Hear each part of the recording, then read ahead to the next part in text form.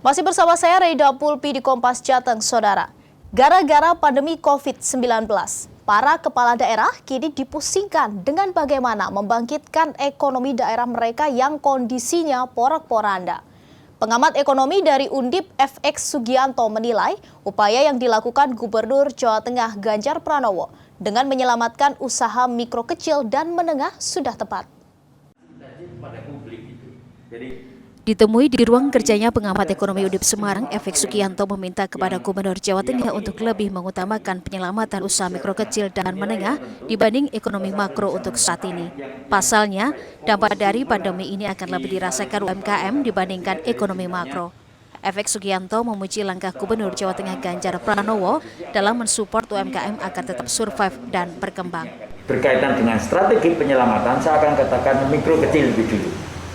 Tapi kalau kita bicara perkembangan ke depan, baru kemudian menengah dan besar. Karena apa? Kalau bicara korban, yang paling menjadi korban yang kecil dan yang paling banyak. Tetapi dampak terhadap perekonomian itu signifikan kalau usaha menengah dan besar yang turun. Jadi ini agak dilematis dalam konteks ini ya. Kalau siapa yang punya dampak paling besar terhadap aktivitas ekonomi pasti yang besar.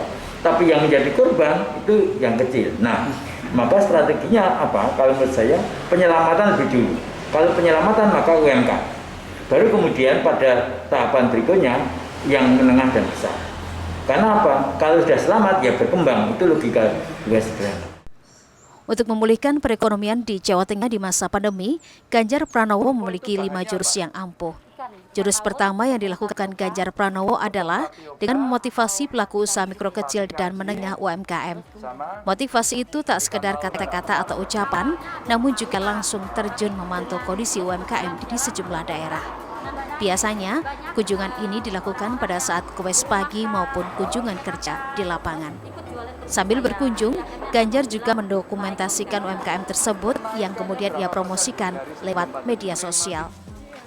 Langkah kedua yaitu Ganjar membuka gratis endorse di akun Instagram miliknya setiap hari Minggu. Melalui program Lapak Ganjar, ribuan produk telah berhasil dipromosikan lewat Instastory @ganjar_pranowo. Orang nomor 1 di Jawa Tengah ini juga menggandeng e-commerce kelas unicorns untuk pelatihan marketing online kepada para pelaku UMKM. Selain itu, Ganjar juga menggelar UKM Virtual Expo 2020. Event ini berhasil mencatatkan rekor karena hanya dalam 3 hari, yaitu 25 hingga 27 Oktober 2020, berhasil membukukan transaksi 3,1 miliar rupiah dengan rincian 1,9 miliar transaksi retail dan 1,2 miliar rupiah berupa order. Selain menghidupkan UMKM, jurus lain Ganjar adalah dengan membuka objek wisata, namun tetap dengan menerapkan protokol kesehatan. Untuk penerapan protokol kesehatan ini, Ganjar juga melakukan pemantauan langsung di tempat-tempat wisata.